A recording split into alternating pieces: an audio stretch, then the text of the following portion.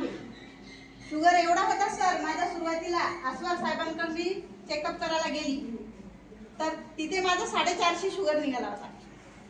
त्याच्यानंतर मग सरांनी मला सांगितलं का ताई नेहमी तुम्हाला गोळ्या घ्यावं लागेल आणि पर्याय नाही गोळ्या घेतल्याशिवाय. शुगरला चॅलेंज असं कोणतंच औषध नाही, कोणतंच काहीच नाही, ते बरं होऊ शकत नाही, फक्त तुम्ही कव्हर करू शकता. मग मला पण वाटलं का खरंच शुगरवर काहीच पर्याय नाही आहे. शुगर बीपी हा असा आहे का, असं लोक म्हणत होते ना शुगर बीपी वाल्याला अटॅक येतात, पॅरालिस होतात आणि माझ्यासमोर असं खरंच कितीतरी जणांना झालेलं आहे. मग मला पण वाटत होतं का माझं जीवन सुद्धा पाण्यात, कधी काय होईल मला सांगता येत नव्हतं. माझ्यासोबत राऊतताई, संगीताताई, मराठीताई यांना सगळ्यांना माहित आहे, जेव्हा मी ऑफिसला मीटिंगला यायची तर माझ्या जवळचं पाणी सुद्धा कोणी पित नव्हते, कारण पाण्याशिवाय माझं आयुष्य नाही म्हटलं तरी चालते. त्यांना माझी तब्येत माहीत असल्यामुळे माझं पाणी सुद्धा घेत नव्हत्या, कारण ताईला पाण्याची गरज आहे. आणि त्यानंतर मग आमचे मार्गदर्शक राठोड सर यांनी सर्वात आधी सांगितलं का ताई तुम्ही नेहमी आजारी राहता, वर्कआउट करा आणि न्यूट्रिशन घ्या. वर्कआउट ठीक आहे, कारण वर्कआउटला पैसे लागत नाही, मोफत आहे. पण न्यूट्रिशन म्हटल्यावर परिस्थिती पैशाची, सगळे तुमचा आमचा सगळ्याचा निर्णय पैशावर येऊन थांबते. आजारी आहे, चांगलं व्हायचं आहे, पण काय आहे आपल्याकडे पैसा नाही आहे. मग सरांनी सांगितलं ताई मी मार्गदर्शन करतो, पैसा आपण कुठूनही आणू शकतो, तुम्ही जर सातत्य ठेवा आणि जर वर्कआउट आणि न्यूट्रिशन घ्या.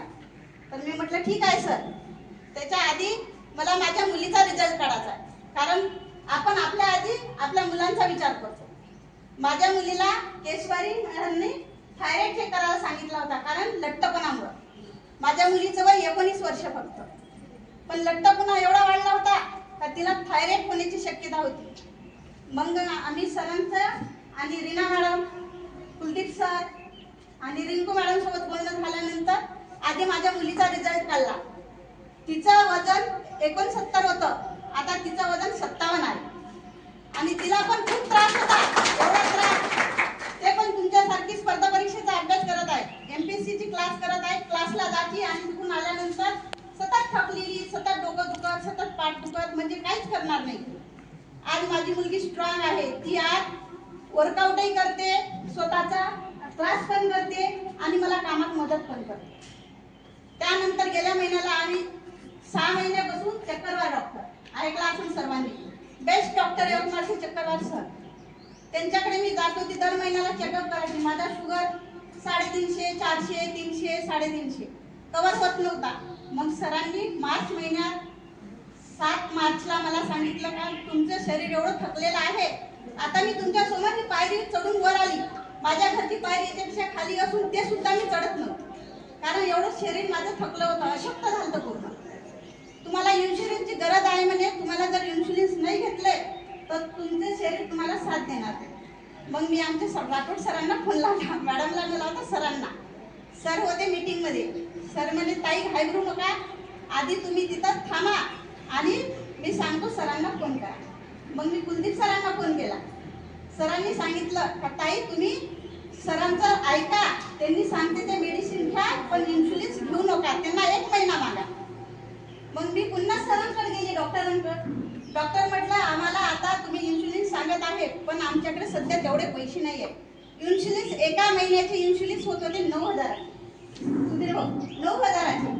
तर मी सांगितलं 1 महिना द्या डॉक्टर साहेब, 1 महिना आम्ही मॅनेज करतो, नंतर इन्शुलिन घेऊ. आणि नंतर मग सरांसोबत बोलणं झालं, मॅडम सोबत. घरी आल्यानंतर आम्ही लगेच न्यूट्रिशन स्टार्ट केलं, माझ्या मुलीचं होतंच घरी. पण मेडिसिन त्याच्यानंतर सर मी 15,000चं न्यूट्रिशन ऑर्डर केलं आणि आज तुमच्या समोर खूप ठणठणीत आहे. सरांनी जेव्हा परवाच्या दिवशी माझा शुगर चेक केला, पाहिल्याबरोबर मला विचारलं का ताई तुमचा शुगर एवढा कव्हर कसा, तुम्ही काय केलं शुगर एवढा कव्हर कसा? मी म्हटलं सर कारण आता सध्या सांगायचं नव्हतं, गोळ्या पूर्णपणे बंद व्हायच्या आहे, कारण पुन्हा त्यांच्याकडे जाच लागते. तर आता तुम्ही गोळी घेऊ नका म्हणे, अर्धीच घ्या. 5 गोळ्या होत्या ताई रोज मला, सकाळी 2 आणि संध्याकाळी 3. अशा रीतीने माझा शुगर कव्हर आहे आणि मी तुमच्यासोबत ठणठणीत उभी आहे. नाही तर असं इतका वेळपर्यंत उभं राहायची पण माझी हिंमत नव्हती, कारण माझं शरीर खरंच खूप थकलं होतं. मला असं काही काम करावं वाटत नव्हतं, नेहमी चक्कर यायची, बाहेर पडायची नाही. पण आज मला वाटत आहे का खरंच डॉक्टर जे सांगू शकत नाही ते हर्बल लाईफ मध्ये आपले 100% रिझल्ट आहे.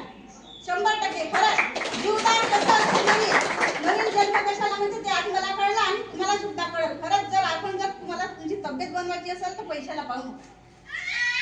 आजारी पडल्यावर ऍडमिट झाल्यावर तर नातेवाईकाकडून कोणाकडून पैसे घेताच ना, तर ते आधीच करा आणि ठणठणीत तब्येत ठेवून माझ्यासारखी स्ट्रॉंग बना.